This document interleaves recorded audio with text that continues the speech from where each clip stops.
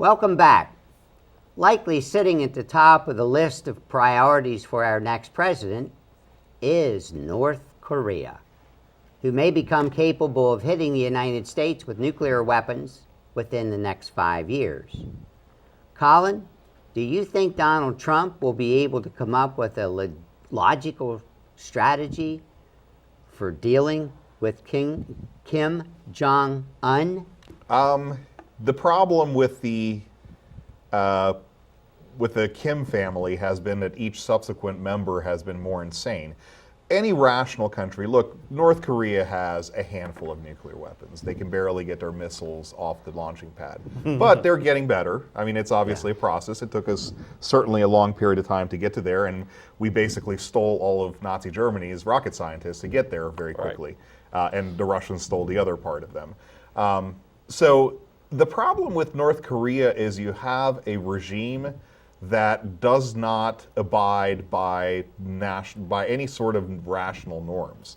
You would think that China, because they're really the ones propping up North Korea, would have some level of control, but there have been a number of instances that have proven that they have very little control over North Korea. North Korea does what they want, and they have a population that has gotten brainwashed to the point that, or at least are so afraid to speak up, that they're not going to do anything. Yeah, it's probably more fear. Well, and you know, the sad part is, and I've heard all these stories of refugees or people who managed to flee North Korea and come into the South or go into China or what have you, and it is surreal. Even as somebody who had experience having grown up for a couple of years behind the Iron Curtain, Europe in the Soviet era was nothing like North Korea is now. I cannot think of any sort of example that would fit that. It is like a truly totalitarian state that has a cult of personality around the Kim family, and everybody's afraid to, you know, if anybody who speaks up or even slightly disagrees with the regime gets fed to dogs. I don't know that anybody could deal with it. Maybe with them, and maybe the real silver lining in this entire situation is the fact that we have a president who really doesn't seem to abide by the norms of reason either. So maybe it's a good combination to either blow everything up or fix something. Yeah, Ken, what's going to happen with the new Secretary of State dealing with North Korea? Well, you know, I really think that probably what's going to end up happening is Trump and then whoever gets picked as Secretary of State, they're going to end up going over, they're going to talk to China. They're going to say to China, hey, you need to pull the reins back a little bit on North Korea, get them under control, all right? And then China's going to at first laugh at them and say, you know, we can't really control them. But then we're going to probably remind them that we buy a lot of stuff from China. And I suspect that they may end up, you know, trying to hold the trade with China over China's head to say, hey, get North Korea under control. You think it'll work? Who's your pick for Secretary of State? Nobody. I have Jim, who's your pick? Stanley McChrystal. Oh, that's a voice from the past. Yes, it is. It's a voice from the past. I think he would do well. I've been told, or I've read where the top five, if you will, are John Bolton, Bob Corker, Newt Gingrich, Rudy Giuliani, and Stanley McChrystal. Stanley, in my mind, is at the top of that list. So Rudy Giuliani's in there as Secretary of State, right, and Secretary of Defense. Who's Secretary of Defense? I don't know who's in for Secretary of Defense. Let me see if I have notes on that.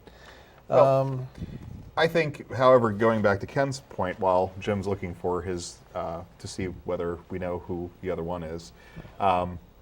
I don't know, honestly, because North Korea has been through so many cycles of starvation, that there is a whole lot of pressure that China can apply. And again, going back to recent history, there have been a number of occasions where they have tried to rein in North Korea, and they just didn't listen.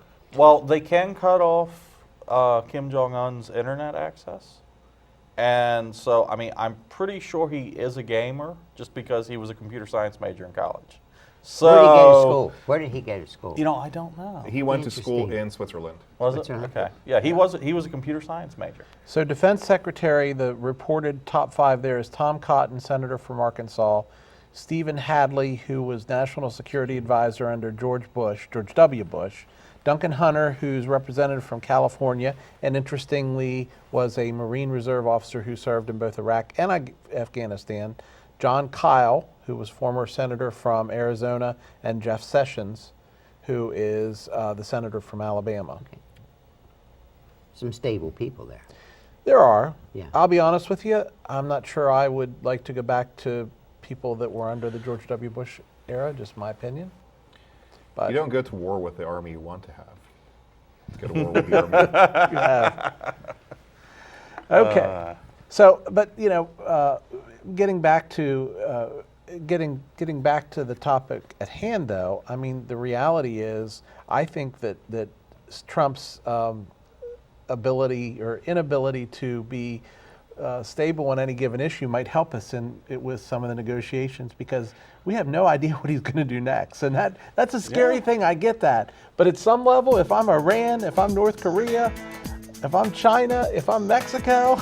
Well, you've had the last word, Jim. Up next, Fast Five. Stay tuned. That's